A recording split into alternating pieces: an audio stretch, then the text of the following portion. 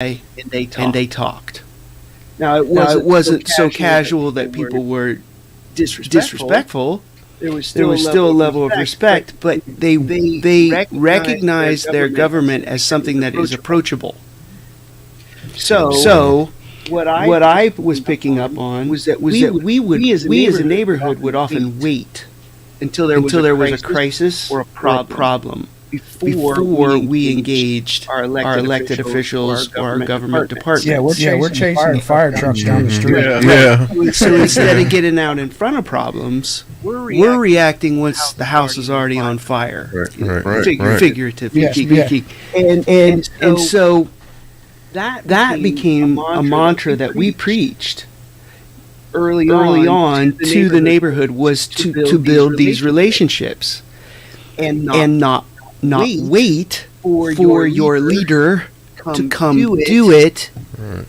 Bring it up early and be ready to talk about it.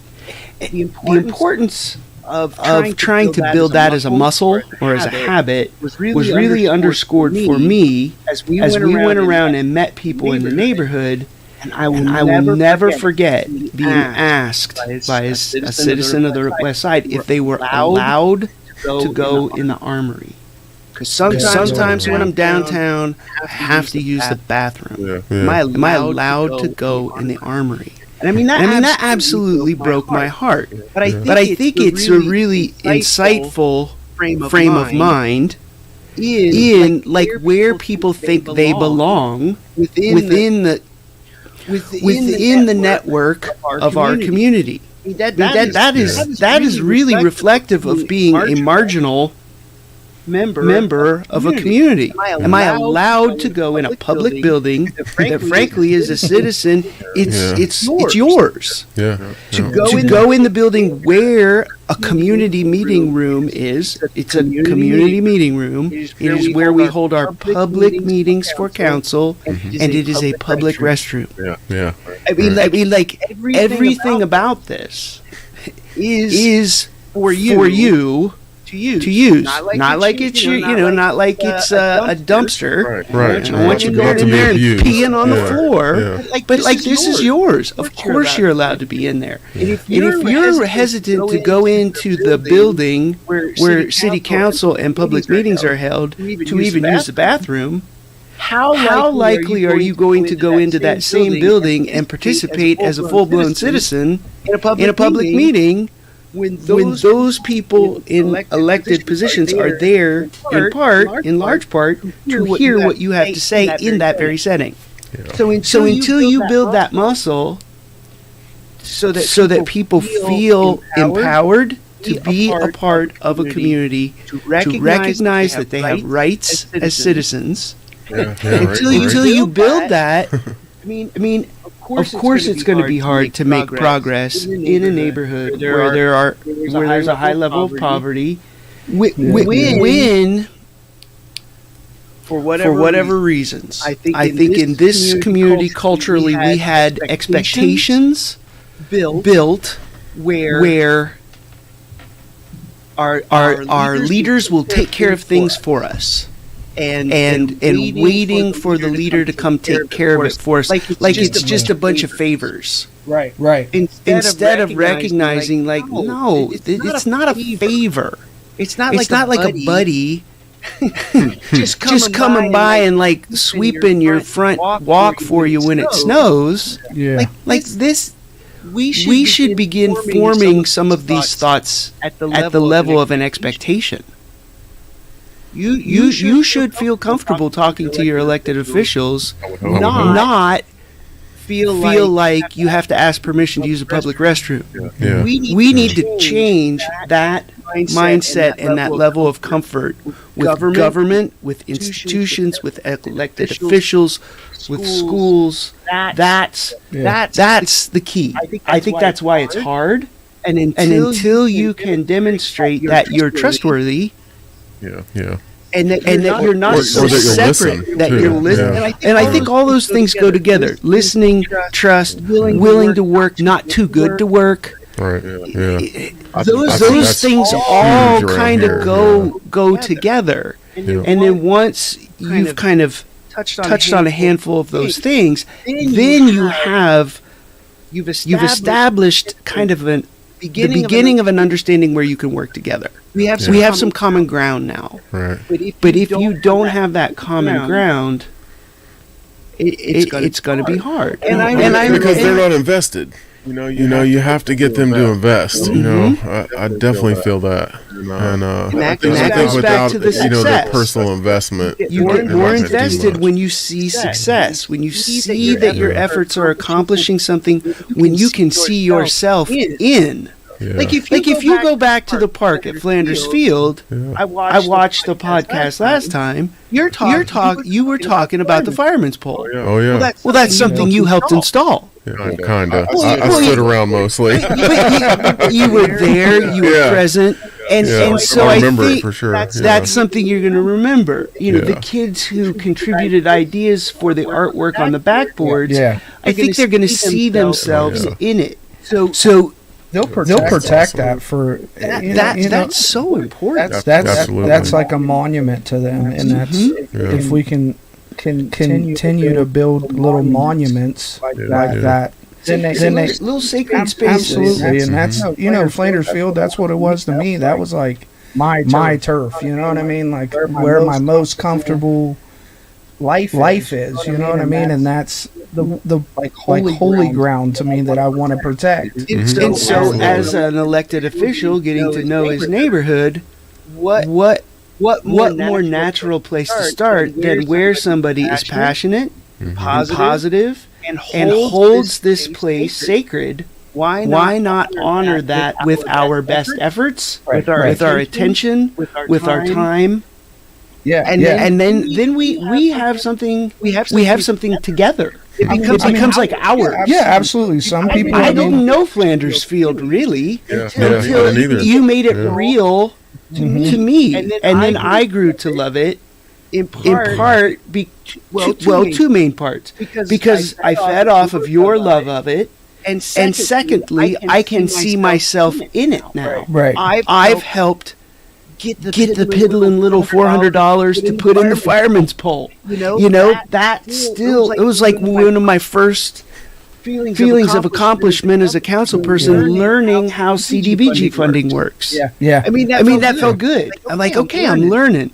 I'm getting it. I mean, that's not a big amount of money, but like, okay, I can do this. So that's always a really big memory to me. And part of why I love that field is because your love for it, and what I've been able to contribute to it, so I see a part of myself in it. And that's I think that's in every neighborhood. Somebody's got a love for something. You know what I mean? People, in town love the Westward Monument, or they love the museums, or the river levee. My passion is at Flanders Field, where I grew up, and that's. People grew up around the Westward Monument, and they have a right to love that and care for it and take care of it just the way I have the right to take care of Flanders Field, and take care of it. So I would like to be treated as equal, because we're both shooting at the same target to make it better for everybody. It's not like the field's mine and I hold the keys to it.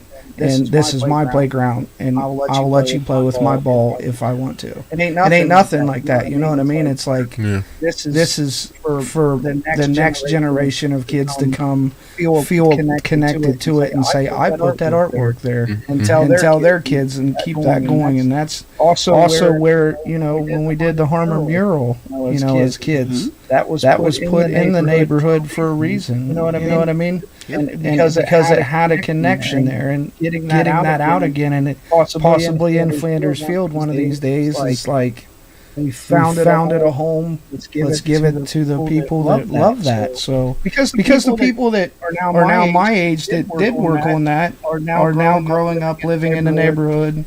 Some have passed away, some haven't, but the ones that are still alive and enjoying life, they can. James knows what that reference even is. That's going back a couple decades. Yeah, so this was in the early '90s. Jeff came as a I had just gotten home from San Francisco, where I'd worked as an apprentice with a master muralist doing community mural work. Fresita Eyes Mural Arts Center in the Mission District, working under Susan Cervantes. And so I came back wanting to share what I'd learned in my old neighborhood, Harmer School area. How was San Francisco? I mean, okay, so I grew up in Marietta, always marveling at like the hidden treasures. So when I was a kid, there was a mural on the side of the building down across the street from the Lafayette Hotel where Rossi Pasta was. There's that little alley. Well, on the side of that building, there was a whale. Red, white, and blue painting of a cartoon whale. And I'd never seen a painting on a building before when I was a kid. Every time my parents would choose to go down Front Street, which back then they didn't do very often because Front Street in that block was a little rough. So we didn't go that way very often. So it was kind of a treat when we did, because I could see that mural. I'd look out the back window of the station wagon and I'd look for that mural, because I was just like, wow. People get to paint on walls. Yeah. I didn't know that. Yeah. And I always wondered, like, why don't we do more of that? So my whole life as a kid, I knew somebody. I didn't know somebody. There was a house out in Norwood area. And this family had a totem pole in their front yard. And I used to beg my mom, like, let's go out there, because I just thought things like that were so cool, because they were unexpected, they were a little bit out of place, but they kind of left me with this sense of wonder. Like, wow. Who has a totem pole in their front yard? That's so freaking cool. So then I go to San Francisco, not thinking anything about painting murals or anything like that. And there's murals every single corner I turn walking on the street, and I'm like, this is amazing. I want this at home. And then, like, this woman, I got sent to a neighborhood meeting. Not unlike what we do now at Harmer. It was I think it may have even been in a church. Everybody sat in a circle. Everybody was taking turns, telling their stuff. And the place I was working for at the time, I didn't really want to work on this project. So they sent the intern. Like, so we can get out of this. Like, let's send him. He can go take notes, and then we can tell him we contributed something to this project. So I'm there. The organizing organization doesn't even know who I am. That's Fresita Eyes. But I'm there to take notes, so I'm taking notes on everything everybody says. But Susan Cervantes thinks she thought I was a homeless guy from the neighborhood. And she's like, so what do you think we should do with this project? And I'm like, well, and then he said this, and that idea connects with that guy's idea, and she was thinking that we could have these things with doves taking flight, and that reminds me of the balloons that he was talking about, because they're taking flight, and everybody is like reaching for the heavens, and this could be great. And she's like, oh my God, who is this guy? I want him to work on this project with me. So I became a mural apprentice, like, right then. Nice. So, James, was you in San Francisco? No, I've never lived there. I've been through it. I've visited at least a couple of spots there, but never really like hung out for even a full day there. I remember you saying in the last episode that you was on a ship and San Diego a lot. Went there a lot in the Navy, but mostly Seattle. Well, near Seattle, we have a major port, Bremerton. And then mostly San Diego. Was there murals? A lot of murals out there that you remember? Seattle, tons. Seattle's got some huge ones. Like, people climbed up on like scaffolding and stuff and did these enormous ones. It's pretty neat. Yeah. What about San Diego?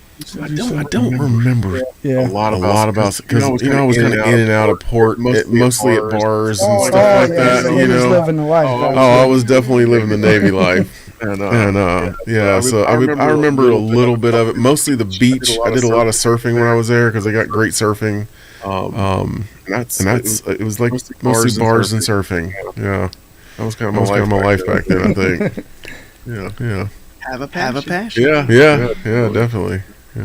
Yeah, so came back and we started the Harmer Murals when he was little kid. Yeah. And again, it was involving people designing something in the place where they live. Yeah. So we worked over 3 school years, and we painted 4 murals with about 500 students. Wow. And that's what Jackson was referencing there, about 500 kids playing playing and creating that mural.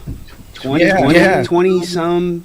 Oh, no, 30 years ago. Yeah. when you were a grade school kid and I had long hair. Yeah.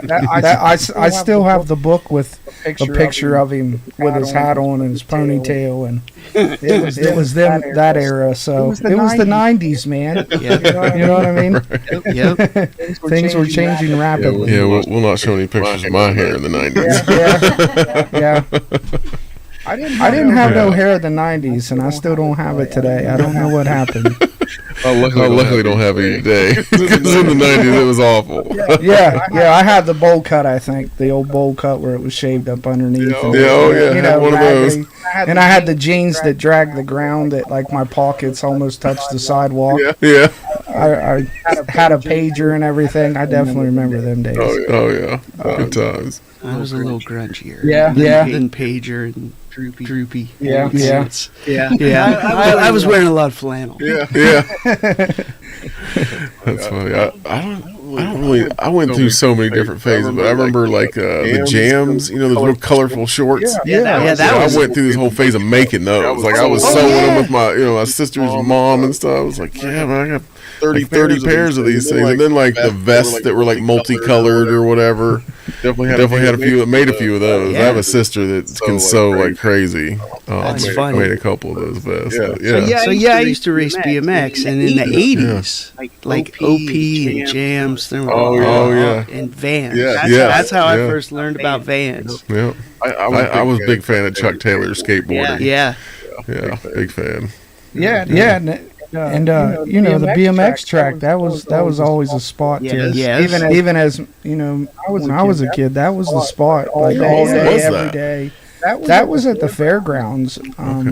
It's over where the driving range is now. Okay. And before it was a bike track, it was a garbage dump. That explains all those humps of dirt that are up back there. Probably all be fixed back up. And there's a tower still there, the race tower and everything is still actually standing. So that's something I'm super proud of, because my parents and a bunch of other parents started that. Yeah. Now when I was a student at Harmer School, the city councilman came to Harmer School for like a government day, and he was talking about everything he did for the city, and I was a loud mouth, and I'm like, oh, you're trying to build a bike track, and you haven't done anything about that.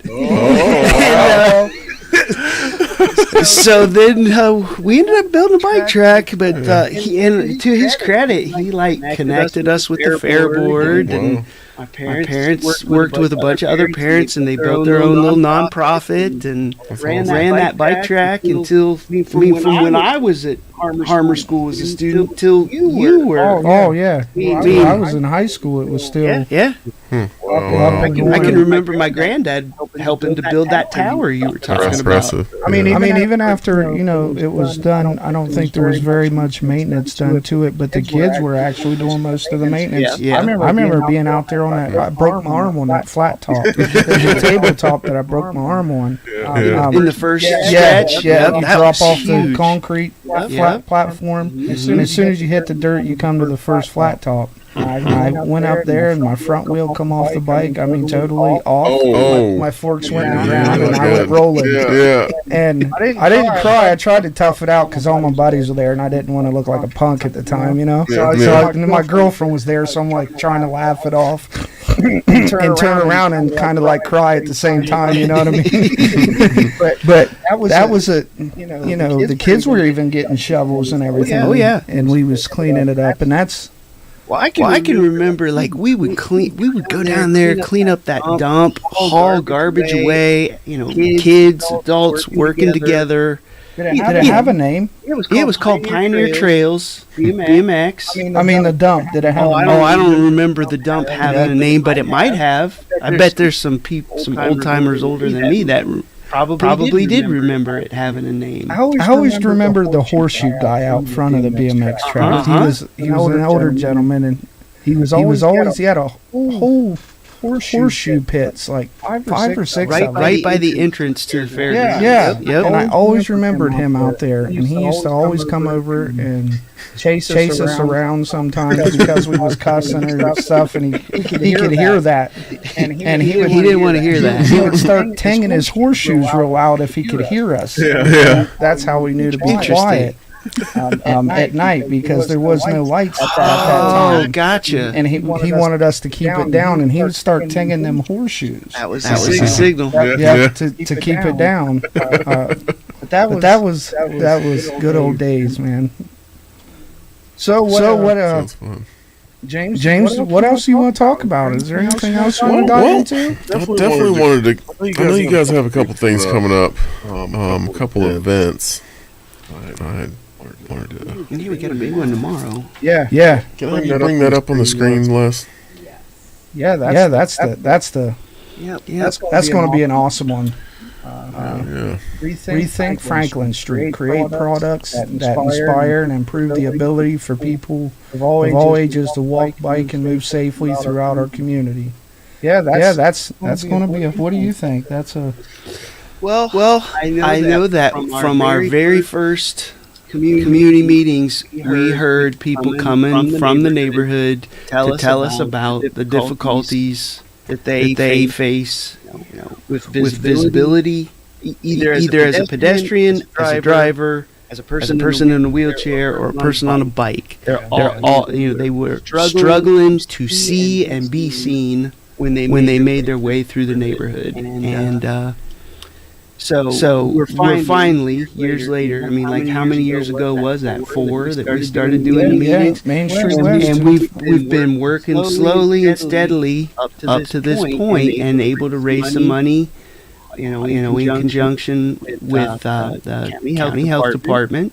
So it's kind of another source of pride. Not a dime taken from the city general fund on this, and we're gonna take our first construction steps this year. We're doing some of the pedestrian safety improvements that people brought to our attention in our very first community meetings. I like that. It's going to give tools going to be there, and they're going to give us good visual of and not just us as residents in the city of Marietta and the county health department, and things like that. It's going to give everybody to be sitting at the same place at the same time, seeing the same visual, and that's I think. It's going to work out in some powerful ways because I think so. Think about what we're doing. We're bringing people together to work on something together again. Where ideally, if it goes well, we will all be able to see a bit of ourselves in the final outcome. And I hope people from Franklin Street, and even if they don't live on Franklin Street, if you're on the west side, or even if you live on the east side of town, show up and give your thoughts and opinions, because that's how you make it better. And this is an opportunity to make something better and find good ways to use old space. I want to say it's old space to me because it's been that way since I was a kid. So it's old to me. Sure.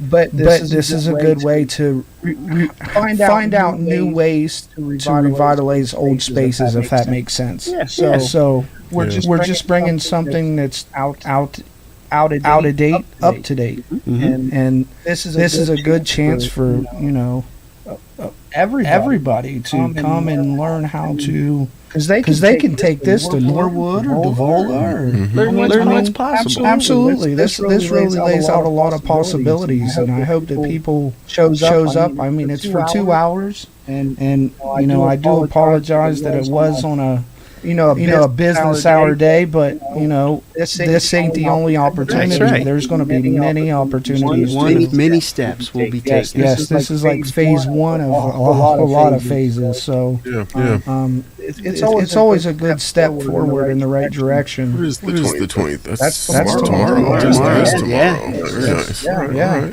Yeah, we've been working up to this. This is a big day. Like just having this day feels like a big accomplishment. It is. And then what we produce out of the day is even more. And I'm glad to have the city support on this. They put their logo on the card that we sent out to everybody, and they're really in support, and they want to, Steve Wetz has confirmed that he'll be there. That's right. Safety service directors, lawyers coming.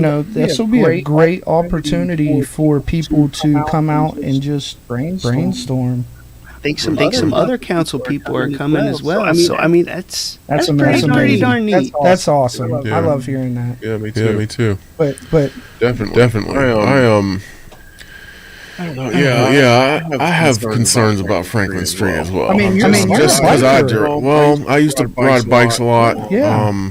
Just like I see how many kids live on that street and how much traffic goes down that street. I mean, it's kind of a main way out of town, which has always kind of it doesn't make a lot of sense to me. I feel like part of the problem actually for me starts at the traffic should probably be directed down 3rd Street off of Green, and then across the bridge over Putnam.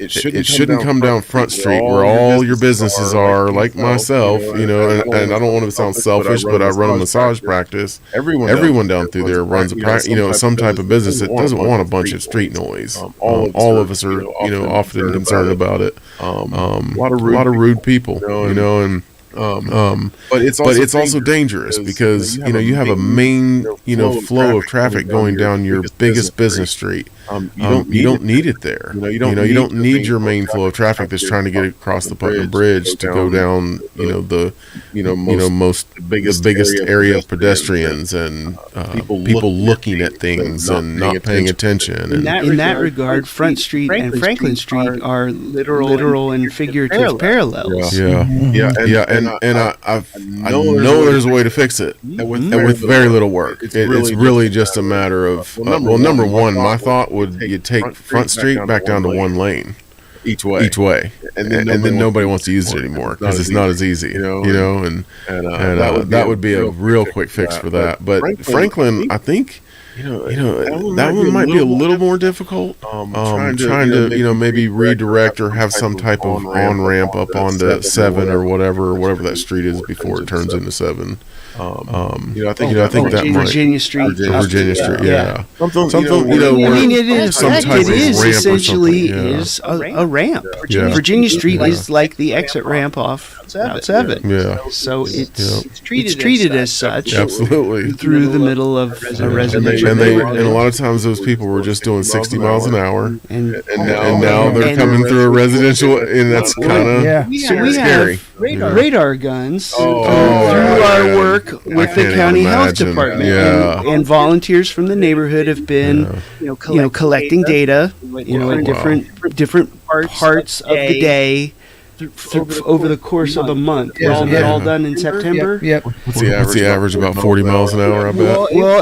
I don't know about an average, but we clocked people up to 65 on Virginia Street. Oh, my goodness. Now, that's not the average. That's the outlier. That anyone would ever even try that. That's just crazy. It was every vehicle that I did that day was over 25. So that's a 25 zone, and I mean, even as a person who knows it's 25 and worries about speed, there is something about driving on Virginia Street where you just keep rolling and rolling and rolling and rolling, even when I'm aware that that's not an area to speed. Well, my speed creeps up over. Do you find that you do that in both directions, or when you come off of 7? Mostly when I'm coming off 7. I always do when I come off 7. I never do the other way. I never feel like. Well, I was only doing 25 when I got there, and going the other way. I was doing 60 to 70 the other way, and I was like, well, I'm still on the freeway. So you know what I mean? You're just kind of. I'm like James. My habits are different when I'm driving into town. Yeah. than when I'm driving out of town. Now I'll still creep up a little bit, but I don't go as fast on the way out as I do coming in. See, I always wait. I'm right there by, say, pulling off Franklin Street onto Virginia. I always look up to that corner all the way up to Dave's Auto to see if that Stady's sitting there. And if not, and there's nobody in front of me, I'm probably going a couple. I'm not like a speed racer and hitting 70, but I'm not doing 25. I'm telling on myself right now. Not totally, but I think there's a number of things that are kind of intuitive. They're just easy habits to fall into. Yeah. The same with parking. It is. You can park three cars in the yellow zone there on Virginia Street. Oh yeah, absolutely. And I think if I weren't so cognizant of what a problem that causes, I'd be doing the exact same thing. Because you drive up Virginia coming from Gilman, and it looks like, wow, there's 3 parking spots. Yeah. And it's just so natural. Just pull right there along that curb and hop out of the car and go to the boathouse. Right. And I'm not going to find another parking spot like 2 blocks away because Barbecue Boathouse is awesome. I love their food, and I'm in a hurry to get there. So like, I will take the yellow curb sometimes. Especially if it's not seen. If the yellow curb and there's dirt and debris over top of that yellow curb, I'll park there. I mean, last time is there even a curb or a sidewalk? No, you know what I mean. I'm just saying there's a number of crumbling parts. There's a sliver of what it used to be a curb that's yellow. And you're like, well, it used to be yellow. Yeah. Right. It used to be a curb. Currently, it's painted, and it is. But I mean, the last time I was doing speed checks, I'm watching people come in, multiple cars coming in and out of that yellow zone. They're not seeing it. I mean, even when it. They're not choosing to break the law. They're just doing what the easiest thing to do is. Yeah, it's convenient, and it is just a very natural thing to do. You just pull right there, which is why I think this redesign makes so much sense because with good design work, you can design for these intuitive things people will do without thinking, and you kind of engineer ahead of time to prevent problems from occurring. Well, and then you also bring as many minds into that development because then they all think of all the different little things that they've ran into, and then you find out all of it before you build the thing. Yep. I'm big on that. And the residents that sit on their porches drinking coffee every morning, I think that's the best data to have because they see it every day. You know what I mean? And I've actually looked at things and be like, well, why didn't they do it this way? You know what I mean? And then it just dies like that. But at Main Street West, you can say, well, why didn't they do it that way? And you can arise them questions. That's the beauty, I think, of Main Street West. I agree. You can start getting a little bit of pointed in the right direction. And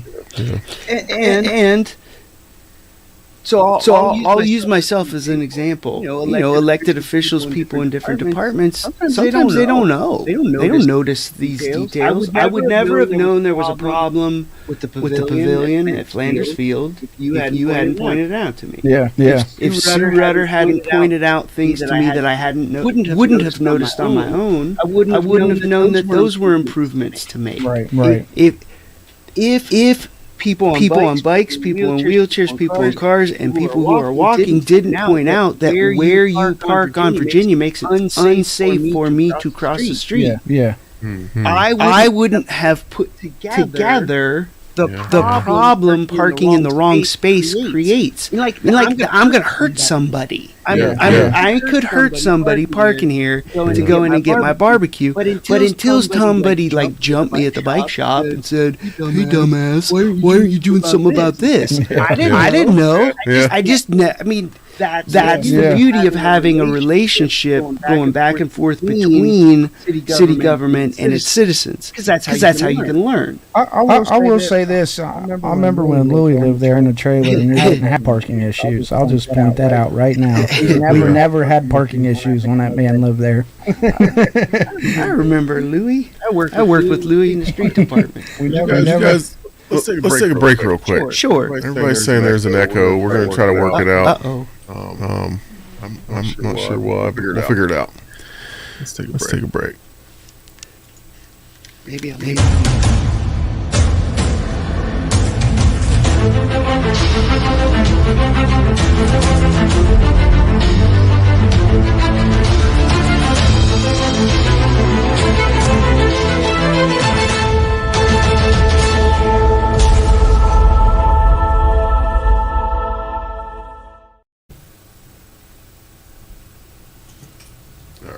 Microphone's off.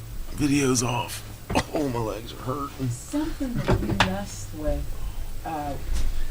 Kat when Kat was here. I don't know what in the world I was on about that. Was it echoing with cats? Did you even check on cats? I have not been able to. Because it was there, so go check it. No, I'm on your phone. I was going to read that message. The message that Debbie Jones. Yeah. But since you already seen it. I'd love doing you guys on your thing tomorrow, but I have to work. Yeah. That is tough. Westview on Gilman to Putnam Street Bridge. Westview on Gilman. Oh! Yes. I know what you're talking about. From the jail to, looks like from the jail to the bridge. I was thinking about that the other day, how I was driving thinking, like, how could we use this space to make that work? Did either of you want any water? I'm happy. Okay. Yep. All right. And there's a restroom in there. No, apparently, when we had Kat in here, they were messing with some things, and apparently there's an echo situation going on. We got to figure out. Yeah, Alicia messaged me and was like, "There's an echo." Echo thing going on.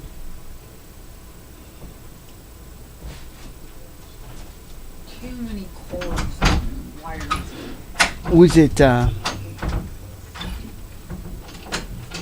Was it messing it up bad? Like they couldn't hear? Or? Was it messing it up bad where they couldn't hear? Or? No, it's up.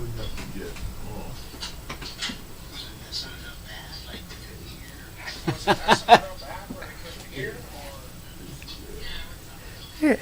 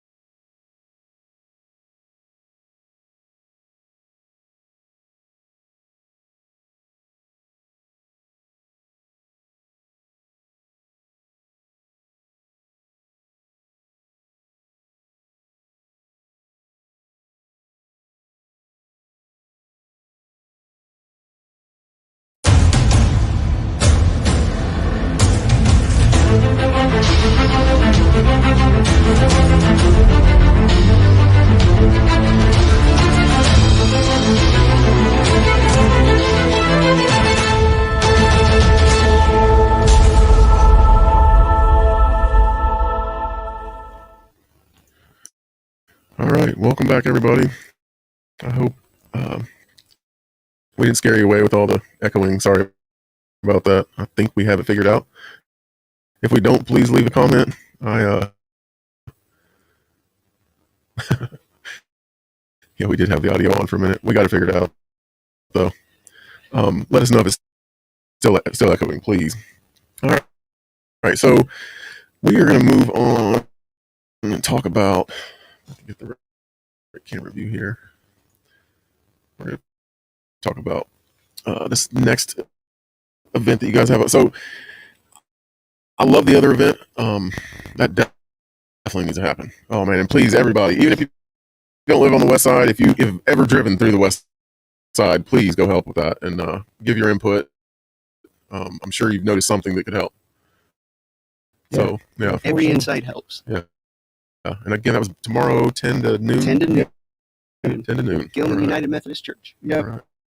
That's where it'll start out, and then we'll kind of migrate over to the KFC hall parking lot, and that's where we'll be doing the outdoor hands-on. Yeah. Yeah. So inside the church will be the working with the maps a little bit, and that'll be the workshop. Yeah. And then we go out and do the demonstration. So it'll be pretty interesting. Tease out the options. Yeah. Absolutely. Yeah. And as for this coming up, this is the Right Path program. This is another organization which is cool because I mean that's something that people brought up in neighborhood meetings from the very beginning. Yeah. If we had a farmers market on the west side, so I mean another dream come true. Yeah. So here it is, and I've been working with Kathy Harper pretty closely. Big fan. I'm trying to get her on here. Yeah. Big fan of Kathy. Yeah. Yeah, and this is love what she does. She really wanted to do some things in the neighborhood too, just to kind of found her fit in, and did a really good job. And said, one day she was like, let's do a farmers market, at Flanders, our last farmer market of the year. Let's do it at Flanders.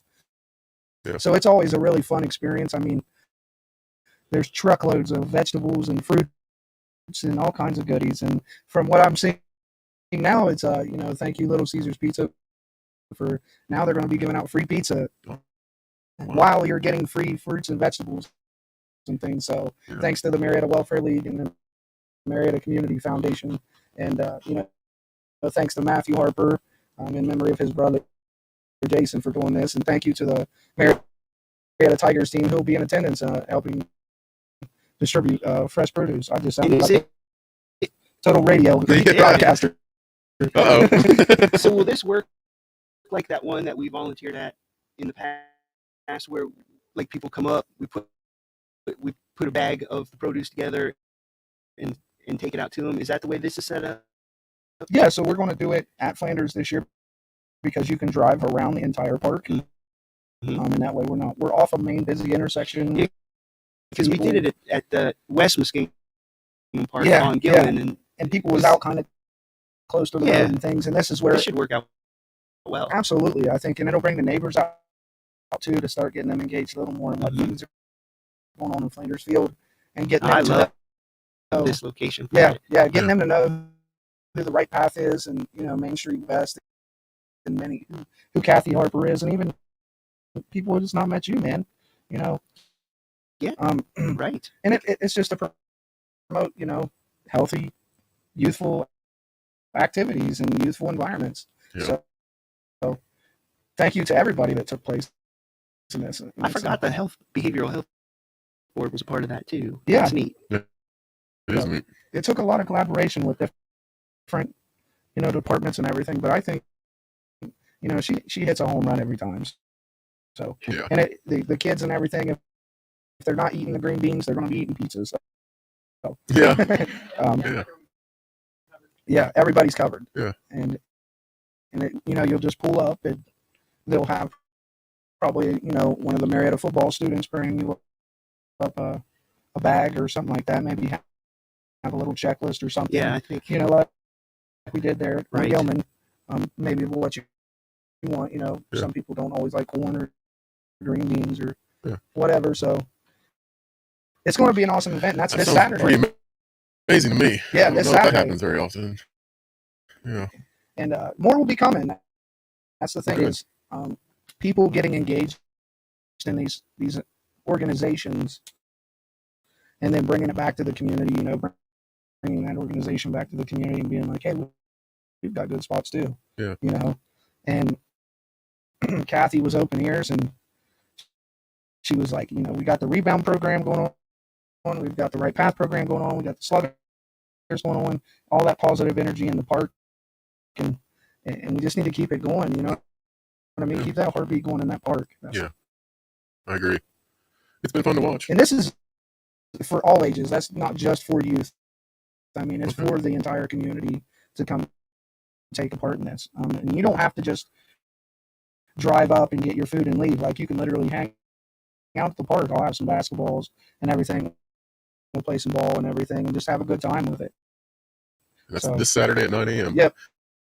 What time are you going to end that, you think? Probably we'll go until there ain't no more left to give out. All right. I mean, we'll go all the way until there's no more people show up or we run out. So if you want something, you better get there quick. Yeah. Did you say the farmer's market, it's locally grown? I can't answer. I don't know. I think it is. I mean, is the one down here on Butler Street? When we did this, we volunteered with Kathy at the last one that I participated in. I know that some of the providers, some of the growers were also part of our Butler Street Farmers Market. Okay. Yeah, I mean, they were volunteering there. They were bringing food in, so there was overlap at that last one anyway. So if I had to guess, I would say it's probably most of it's local. You know what I mean? Yeah. Kathy's always good about really focusing on local stuff. So, are you guys looking for more donations? No. I think this is pretty much. They've got last time they showed up in a van. I mean, stacked clear to the ceiling, full of just anything you can imagine. Yeah. And it's going pretty fast. And I hope people come and at least enjoy the park a little bit. We do have a great pavilion there, and it's nice and clean there. So it's always a good place just to hang out. Yep. Yeah, I hung out there. Let's see. I think it was Thursday last week. Yeah. At lunch, yeah, for sure. Yeah, all that positive activity keeps the negative, stuff away. I definitely think so. That's neat to hear that you go there sometimes and have your lunch. It's his fault. I just know that, like, there's been a bunch of times and, like, a couple times I was waiting on him to show up for the kids thing that, I helped him with. And I would see, people pull up. They're selling drugs. Like, one car pulls up, the other pulls up, the other gets out and runs over the other, They look stupid. They're looking around everywhere. It's so obvious, Right. and that doesn't need to be happening at a park. You find somewhere else. I'm sorry, go to Walmart parking lot, but don't do it at a kid's park, and what I would consider, my community, and I was pretty adamant when I first moved here about the parks in this town. I raised quite a bit of hell about it, and I was almost ashamed, there was like one park that I thought was like, oh, this one's up to date, and it's a Phillips school, and you can't even get in it, and I was like, what? So it's not even really a public park. That was a thought you triggered, actually. Yeah. We learned recently, a couple Fridays ago, we went to meet with people at the Winberry apartments, and they were telling us about some of the ways they've had to kind of adapt the neighborhood to meet their needs, and that's a goal of mine now, for us to get that park more handicapped accessible. Because like there are these older women that want to go there for lunch, and they got walkers or their motorized wheelchair, or they're just walking with a cane and not as agile on their feet as they'd like to be, and they were describing to us what they have to do to get to the pavilion to have the lunch that they enjoy. And again, it was something I had not noticed until somebody described to me in such detail the links that they're having to go to enjoy a lunch at those picnic tables. So, I mean, now the city's already working on that. That really struck a chord with Steve Wetz. And was it basically kind of fixing like the levels of curbs and stuff like that, or kind of leveling the dirt to the concrete and that type of stuff? That's the kind of idea, yes, because there's a drainage ditch, so that's uneven, and if you come off the pavement, if you try to come in the other way, you drop down off the pavement into a gravel parking lot, so that makes them feel unsteady, making that transition. Right. And then the one that really broke my heart was they were talking about wanting to go watch the fireworks at the park along the Ohio River. Yeah. There's no wheelchair ramp to allow a person who needs that kind of access to get into that green space. Yeah. They could conceivably go all the way down to the Boathouse Barbecue parking lot. Oh, geez. Go through the parking lot and the dirt, and then into the grass of the park. Yeah. And again, that'd be so easy for them. Right. That'd be really easy. But again, like dummy me, I didn't notice until they like described to me, like, and this is what we do. And I'm like, man, that's how hard you have to work to enjoy the river or the fireworks or a picnic lunch. Yeah. All right. And all right, thank you for telling us. And they were great. Yeah, we had like the best hour and a half up there. Oh, They were just, our cup runneth over with information by the time they were done. Absolutely. And they were, and you guys, I guess they had every right to be really mad, but they treated us so well. Oh, with open arms. You know what I mean? Like they welcomed us in to listen to them when they could have been like beating us over the head with their purse for like, how do you let us live this way? Right. And then that's a legitimate gripe. And to go back to that traffic, so cool that, and to go back to that traffic data, like I said, all them speed limits were above 25. So just imagine there she is going down Virginia Street in the road. Yeah. Right, in the road. And a car's going 40 to 50, sometimes 60 mile an hour. Right. I can't even imagine. And you know what I mean? And it's scooter versus car at that point. Yeah. She's got her slow moving vehicle, orange triangle on the back of her. Yeah. But all walks of life drive that road, you know what I mean? And that's part it takes one bad egg to make a bad decision that that ruins her life. You know what I mean? And that's and all she was trying to do was get across the street to watch the fireworks. Yeah. Or go enjoy a lunch in the park. Yeah. Well, I know that like in a number of the other cities I've lived in, there's always going to be a code that, like, if I build a walk for a walking person, I have to build that same one for someone who's handicapped. Any handicap, So, because it is the United States, and most of those towns have realized, well, we need to be equal about this. It should be fair. And so, if I open a business in a lot of cities, I have to have, wheelchair access. I can't even open it in a building that doesn't have that. I don't find that here. Maybe that's a change that needs to happen. I've been saying code also since I moved here, because I can see the lack of code. I see when a sidewalk gets repaired and I'm like, why aren't they putting in plumbing and and all this other stuff that every other town, when they put a new sidewalk in, you put all your your logistics, everything, your hardware, the guts of the town are under the streets, under the sidewalks. But I see them do a sidewalk right here and there's nothing under it. And I'm like, weird. What about the future? So code starts to go into a lot of different directions. So we have like property maintenance code, which we're operating under the IPMC, International Property Maintenance Code, which I actually think is pretty thorough. Mm-hmm. And that's like taking care of your property. Right. That's not the code I'm really talking about. So I'm more the new building code.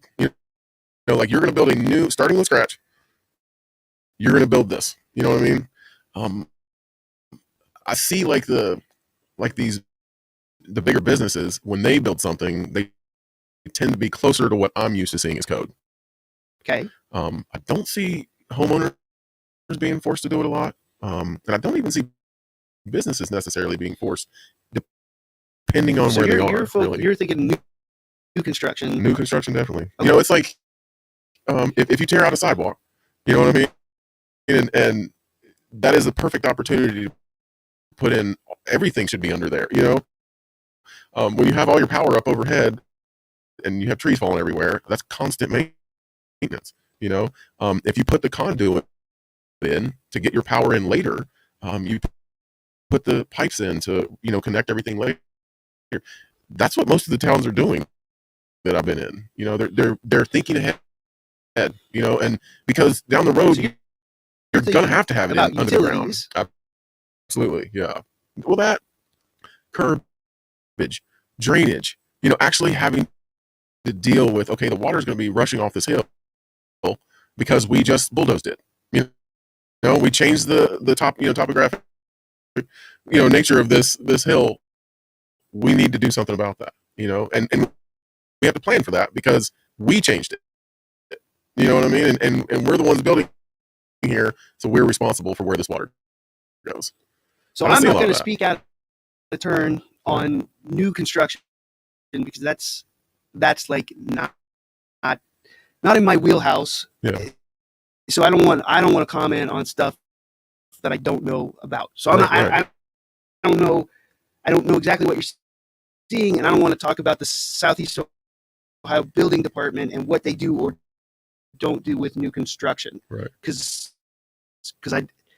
you and I have spent much more time looking at property maintenance code for existing structures and from the perspective of blight is where I am much more versed. Not so much. Then you're getting into like county, and I don't know enough there to comment intelligently. So more of the streets are owned by the county than the city. Not that okay. So I mean, from the perspective of new construction, got you. That permitting for new construction requires building permits that are issued by the county. Oh, interesting. So I need to bark up a whole different tree. Potentially, but I think to some degree, but you are talking about where if we're doing municipal road construction and we are repaving or rebuilding and that reworking 3rd Street, for instance, includes the main part that I thought includes us putting in wheelchair ramps. I mean, those are federally those are guidelines that we do have to follow that like you would in Seattle or other places you're used to being. Yeah. I mean, there's lots of stuff that comes through council. We're looking at project profiles and we're seeing where they're putting in wheelchair ramps and things like that. Right. We're also talking about stormwater, which concerns me because that isn't so that we can't just not put in a wheelchair ramp. Right. Okay. Right. I mean, that's not going to happen. Yeah. Now, there are areas that if we don't work on it and the wheelchair ramp doesn't go in because we're not working on it, I may gripe and bitch and moan because I'm like, we should be doing. There's where we should be working. Right. But we're not going to do this sidewalk street and not put it in where it needs to be. Right. Like that's a big no-no, and that's not a mistake. Well, you're going to lose government funding. Right. That's not a mistake I see city departments making. I don't see that one. No. Now, stormwater in my ward is something we have spent a lot of time studying and digging into by looking at different cases where, like on Manchester, we had a nightmare that we worked to get it resolved after homeowners were struggling with the city for 16 years. And Lake Franklin was, that's an intersection where it flooded in a crosswalk, and I think we resolved that in like 8 months after people talked about it flooding for decades. Yeah. But I mean, that was a lot of work, and we learned a lot about what I would call kind of a bureaucratic nightmare. It was a lot. It was like going through a maze trying to get that project done. Yeah. And then Sunny Hill, where there's stormwater runoff from the streets, going into yards. Those are areas where I think we do need to tighten up code, where we need to get better policy. But like when you're talking about underground electric, underground. Well, I mean, like planning for the future type of stuff. Like, what does this town do in plan for the future? I mean, I guess like, here's what's happening all around the country. Okay, all around the country, power lines, all those lines are going underground. It's safer. We've done a little bit of, but not right. Not so when it's done, it's done when you replace the street, which is the way we did Putnam Avenue. Yeah. There are some underground lines on Putnam Avenue, and along Front, but I mean that's two streets. Right. And not even all the electric is underground, even on Putnam Avenue. So anyway, planning ahead, we are still working from a lot of existing utility, existing gas coming in, existing water. I think they call those laterals, coming off the main into a house, or off the main into a commercial structure or to a school building. Right. I mean, we're working from what exists because we don't really have a lot of new developments to be putting new utilities under the ground to new lots. Right. So we're not annexing and growing out. It's not like the suburbs. We're stretching out to new suburbs, so we're putting new utilities out to get us to new developable land. Got it. Because we're already in a landlocked pie, kind of. Mm-hmm. We're working within these boundaries, and a lot of those utility laterals are there, and people are tending to build where they already exist. But is there a way for it to be more proactive? There's where we probably get into things like land use planning, which Marietta hasn't done and has become a recent topic of discussion with council as we look to revamp our zoning code. We are doing a little double duty, working with we're actually selecting a firm soon to work with us to facilitate. It would be like the way we're working with Tool. Right. We're working with a company to walk us through as a council how to rework our zoning code, and while doing that, look at land use planning. So where are there opportunities to develop land in the city limits where we could maximize our river view and get more bang for our buck with our real estate? Right. And do we need utilities there? Mm-hmm. Those are the kinds of things that, frankly, I've read old city plans, and I think our last citywide comprehensive plan was like 1964. That was before I was born. Well, me too. Yeah. Like, now we have. It's time to get ahead of the game here. Yeah. We have had other planning done that's not citywide. Yeah. And so it doesn't have that whole like citywide comprehensive nature. That's very obvious. And it does not seem to have had a land use planning component to it. Now, there have been some efforts in the last 20 years by like the Pioneering the Future group, but that was done largely by volunteer, citizen driven, kind of government endorsed cooperative effort to take a stab at more comprehensive planning with an eye toward land use. Yeah. But even that is old, in need of updating, and we did it in kind of a DIY way. Now, we had some very, very bright people working on that, and some good work was done, but the last time the city invested in a full-blown city-wide comprehensive plan was before any of us were born. Yeah. And at that time, they were talking about putting an automotive bridge across the railroad bridge to divert traffic away from Front Street. Yeah. Interesting. Yeah. So that we could get them to Virginia Street and up onto the Route 7. Yeah. Making things like Gilman, I believe, or Franklin part of a bypass. Yeah. So that just sat in somebody's filing cabinet since 1962? Well, yeah. I mean, I pulled it out and reread it, and I've written a summary of it and stuff like that. But because we didn't build that automotive bridge, is how we ended up getting the walking bridge. So it's an evolution of ideas. Right. So it's interesting.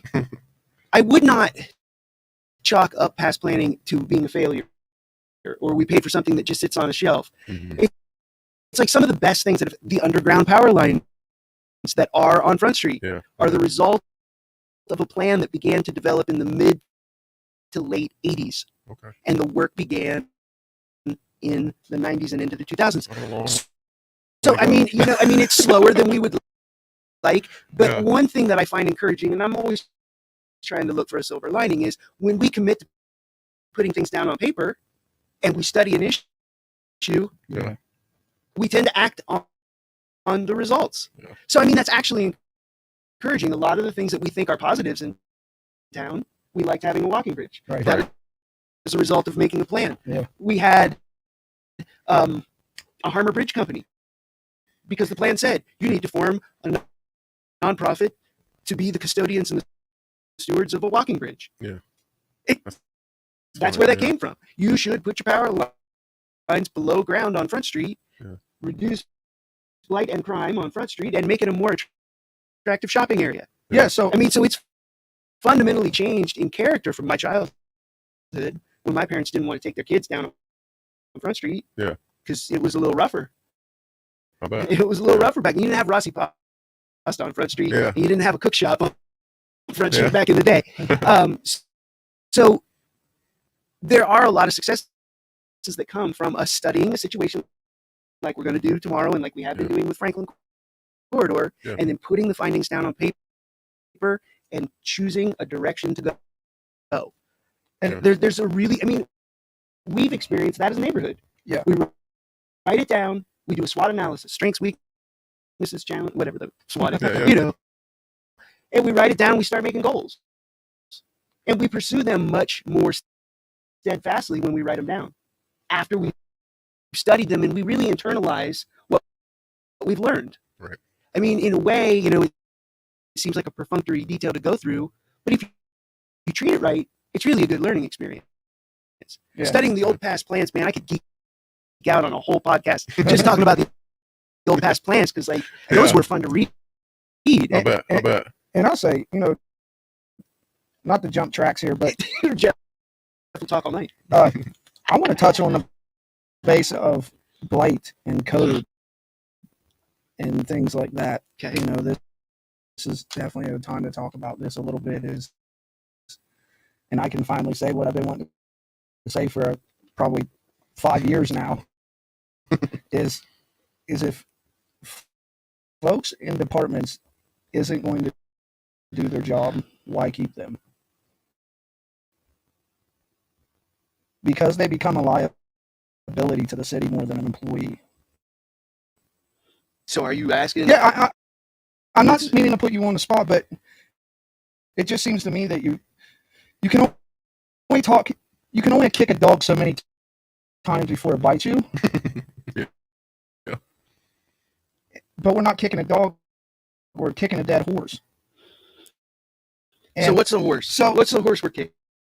So help me out here with this analogy. Blight and code enforcement, frankly. Okay, so what do you want to know? I mean, if folks isn't going to do the job that they signed up to do, police officers sign up to use their weapons, military soldiers sign up to use their weapons in combat, EMTs sign up to use their health expertise to help somebody. The mayor uses his ability to help his community. Or code enforcement, I'm going to leave that blank. You're trying to figure out what they do. Like, at a certain point, you have to know that you're messing the game up. Like, there's some things I suck at. I don't play lacrosse because I suck at it. Okay. What is the point in having people in positions that are more a liability than an employee.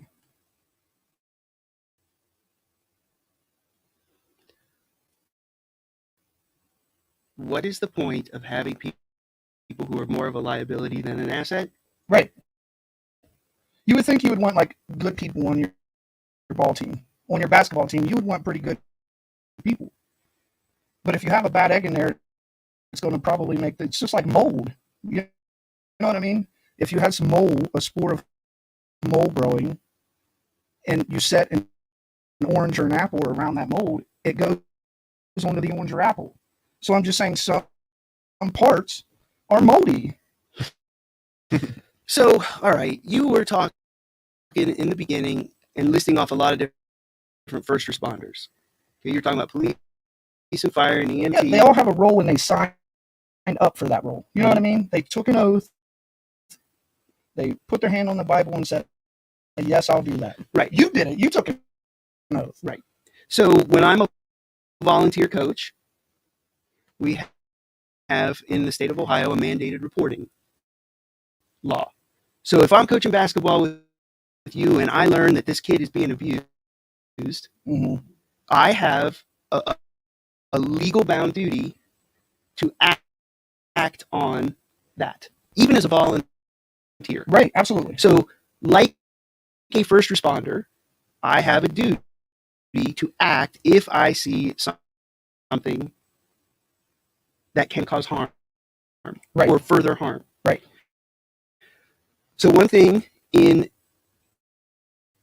conversation with Steve Wetz, safety service director, that I have been trying to keep our eye on the ball with is based in that example I just gave you. The law enforcement officer has a duty to act. The EMT has a duty to act.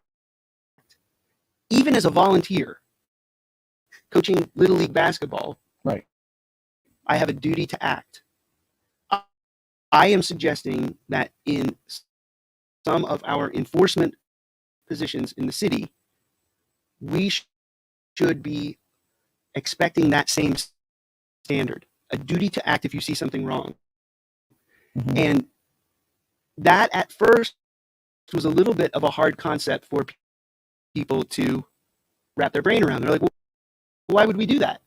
Why wouldn't I use my professional discretion and decide if this warrants a response or not?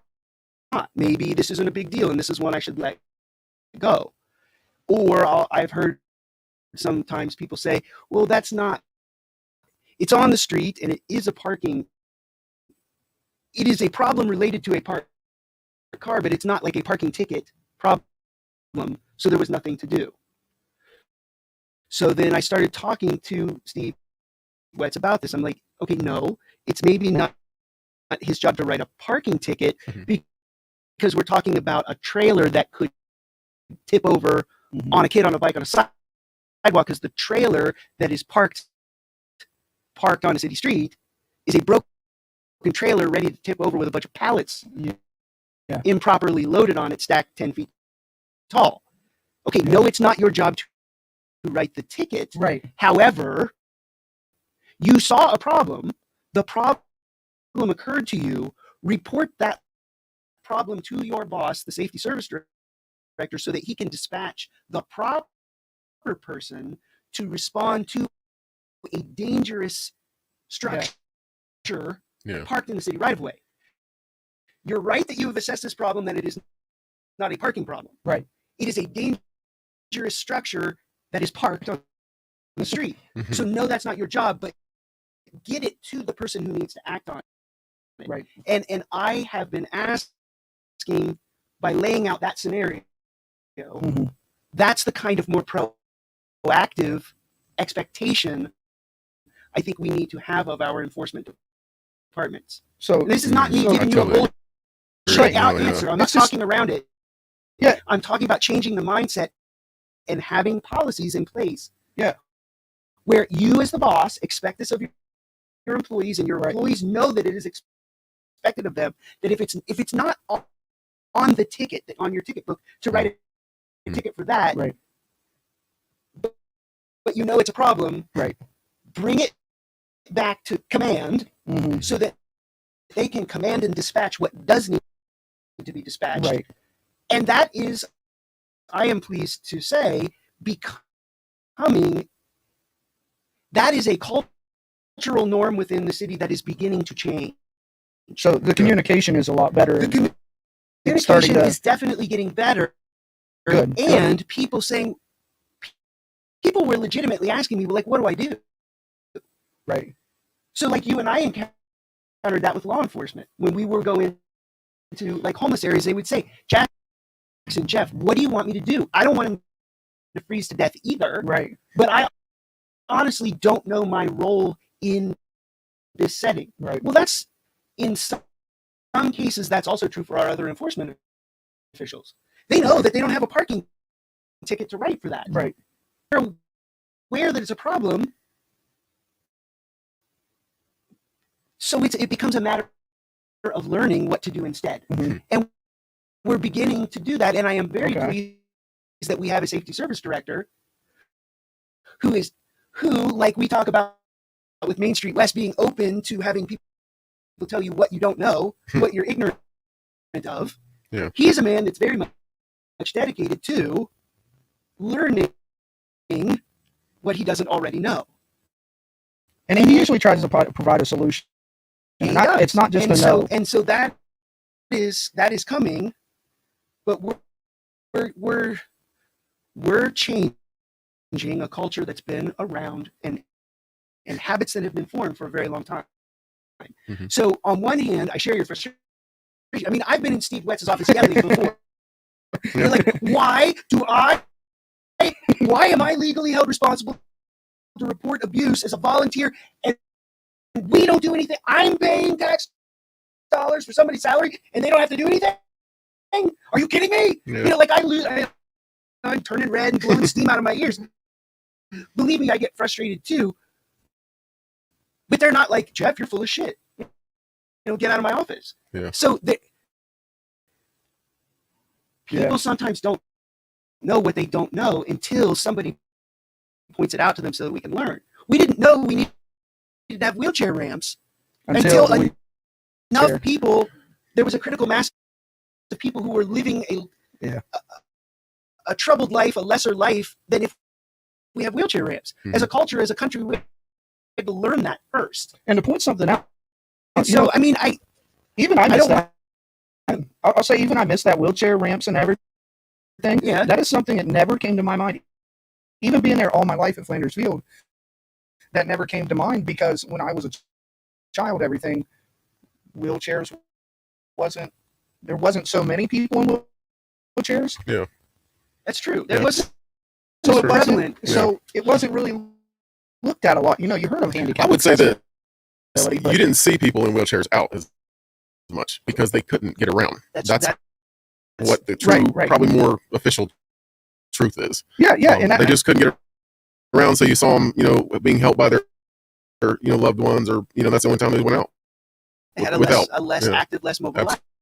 Absolutely. Yeah. But later on, I'm thinking after that day we met with them at that apartment, and I'm like, how much we learned. How much they pointed out what, frankly, I mean, somebody could say of you and me, what a dumbass. How the hell do they not know? Yeah. He's 35 years old, and that other dumbass is almost 50, and he's never noticed there's not a wheelchair ramp. Yeah. I mean, people could be bad-mouthing us in that exact same way. Absolutely. And there's truth to it. Like, if Stu Rudder hadn't called me a dumbass and said, where the hell you put a pavilion in for when the damn playground equipment's broken? And I'm like, oh, yeah, crap, I didn't notice that. He got in a conversation with one of the neighborhood mothers that's the mother in. And I remember that really fondly. I mean, it wasn't a pleasant experience at the time. It wasn't a lot of fun. But, like, I remember that fondly. That's why I share it so often now. Because, like, if she hadn't spoke up, I would have continued on life twiddling my thumbs thinking, everything's great. La, la, la, la, la. Go on a podcast, tell about how wonderful things are, make an ass of myself. Yeah. So, I mean, Steve, and to his credit, Josh, after being on council for 10 years, saw a lot of things that he came into office with a laundry list of things that he wanted to improve. Mm-hmm. The operations of. Now, does that mean he knows everything that needs to be changed? Probably not everything. But like, that is a man that's committed to making changes. And he brought in people working under him who are committed to listening and committed to making change. So those I want us not to lose sight of how much potential there is there if we share our insights. Yeah. And know that we're going to get frustrated too, because it's never going to change as fast as we want it to. Never. Because like we're still carrying a heavy load on things like the compound, and that's frustrating as all get out. Yeah, it's really frustrating, but you know what? We brought to the city's attention what a big deal blight was. The city never contributed money to demolition of blight out of the general fund in 25 years. So like that came in part, not in total, but in part because we complained about the compound, and we complained about the Gilman Avenue house, and we complained about the house on Maple Street. And then we asked, why isn't anything being done about it? Well, the answer was, because I can't take it to court. This is the law director talking. I can't take it to court if we don't have the money set aside to tear it down. If the judge says, yep, it's blighted, tear it down. I can't take it to court unless that money is there. Right. Well, no. I mean, that was a mental framework and a mental equation that apparently people had not worked themselves through until we complained and brought it to people's attention enough that I go to council, you go to council, other people go to council, and Scales, as the finance chair, was able to, through finance, devote money in the budget, $50,000 out of the general fund, to have demolition money available for blight. And we start making progress on court cases. 8th Street, Gilman, Compound, Maple Street. Those things don't happen. We never get into court. Right. Yeah. If we don't have that money in the piggy bank waiting so that the judge knows we're serious, that he's not going to give an order that we can't even comply with. Yeah. So like that's happened in part because we had citizens who asked the question, why not? They told us why not. And then we answered, we filled the void with money. Right.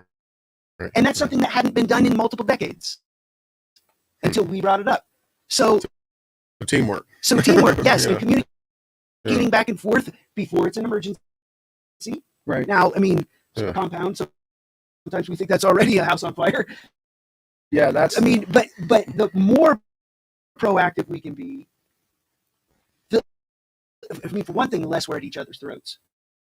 Because when we're at each other's throats, government against citizen, business owner against elected official, we spend more time figuring out who's right, which is kind of the way I heard your question posed in the beginning. Why keep around a bad guy? And I'm trying to change the question, not to be a bullshit politician, right. But to point out we've been far less productive when we're just name calling and laying blame. Yeah. But when we're more proactive about holding accountable and helping get the more detailed questions asked and answered. Right. How do we get this to court? Well, you got to have money in the budget set aside for demolition, or it doesn't go to court. Okay, great. How do we get money in the budget? And I just want to point out too, you know, that the compound is, about the compound and everything. It's going down from the park there. So many things we talk about. But I know that there's major drug activity that goes on down there and all this negative energy that's going on down there. But in the end, I still take food to them folks, and they treat me with the utmost respect. Yeah, we would take them firewood. Like literally, at first, I was afraid to send these church ladies down there, just because of the environment. But you know what? They went down there and this is where I say they got a little bit of Jesus shield over them, because they went right in there and they was welcomed with open arms. Yeah. But it's like as soon as they see any person with a title, they clam up in their shell. Yeah. And it's like, well, I don't want to shut everything down, but we're changing too many subjects at this point. Absolutely. Probably the one thing let's end it on the talk about it was what you were just talking about. Okay. I'm trying to remember the topic you were just talking about. We went to 3 more things after that. We could probably do this. Well, one thing I would say is teamwork. That was where I was going. Okay. I think the biggest thing that I kept hearing today is that, teamwork in this town is definitely going to work better than where it's been working so far. Although there's been teamwork, we need a lot more teamwork in this town. Learning how to work together. What did we say in the very beginning? Like practicing working together. One thing I would say about teamwork is that every time I've ever been on a team, because you're part of that team, your job is easier. That's every sport I ever played. Because you try to go play against 5 people in basketball when you're one person, it's not going to work out real well. Right. It's not even, to me, it's not even as fun playing one-on-one. You don't have anyone to pass to except for the backboard and then get your own rebound. You know what I mean? Right. That's tough. When I know that if I pick up my dribble, I can kick it to somebody and they'll save me. Or, if I'm digging a ditch and I have 5 people standing behind me and I stop, one of them jump in the ditch and digging right behind me, Right. I'm not going to feel bad about taking a break when I know my buddy's coming to help, and that's something that I know I've been calling for, and I really hope to see you guys get a lot more help. I see you guys doing amazing stuff around town. I'm going to jump in anytime I can. I know, Jackson, you said you wanted to possibly help do some coaching. Yeah. So I'm going to keep recruiting you. Absolutely. Some of the funnest coaching I've watched in a long time. Thank So I'll keep bringing you in. And Geoff, I'm going to keep talking you up. I talk you up on this podcast. It's been at least a couple of times. I know on my other podcast I've talked on you. It's about disc golf, and I brought you up even on that. You're the one that I've seen out the most. I'm volunteering, and I run into you, and you're volunteering, and you're right there beside us. You know what I mean? Well, I'm going to try to talk you into right? I mean, absolutely. life is richer and more fulfilling. Yeah. It's life can be lonely. Oh man. But like if you're a part of things and you're involved and you can share the load of life with others, I mean, God, it's a lot better than being alone. Absolutely. Well, a lot of things change too. Things get cleaned up faster. Jobs get done easier and faster. So I hope this was inspirational to somebody out there. We actually had more viewers than I think we've ever had today, which isn't many, but it's a few. So that's cool. Yeah. Well, and I think it energizes me when we look back on what we've been doing and what's helped get it done. Yeah. Because I mean, I can get down. I mean, you were here. Oh yeah. I get down. Yeah. But winters are long here. But then we review, and when we review the how, how or we call one another and just vent and let it out, and it's like I feel better. Yep. Yeah. Ignore me, I feel better. I hear you guys. Well, I appreciate you guys coming on. Thanks for having us. This was great. Remind me of those dates real quick. I know we got Saturday, September the 25th at 9, which is Thursday this Saturday. the 23rd. Yeah. So tomorrow at 10 to noon at Gilman Church. This Saturday is actually at Flanders Field. Yep. 201 Fearing Street, Marietta, Ohio. Yep. Two good West Side events. Absolutely. Awesome. Please show up. Appreciate you guys. Talk to you soon for sure. We'll keep having you on here. Thank you. I'd love to come back. Awesome. Please do.